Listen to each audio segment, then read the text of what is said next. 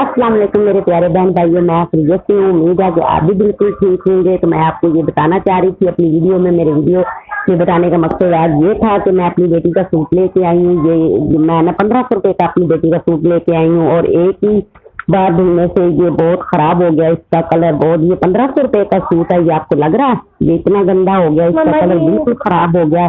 तो मेरे कहने का मतलब ये था कि आप जब भी लेने जाएं, इतनी महंगाई बहुत ज्यादा है, आप जब भी लेने जाएं तो इसको अच्छे से देख लिया करें और गारंटी वाला कपड़ा लिया करें। जो उन्होंने मुझे जो कितना बड़ा धोखा किया है, तो मैं आपको बताना चाह रही थी कि जो हम इतनी मुश्किल से, जो इतनी मेहनत से कमाते हैं और इतनी मेहनत से जो लेके आते हैं, तो वो एक ही बार धोने से खराब हो जाए तो बहुत टेंशन होती है।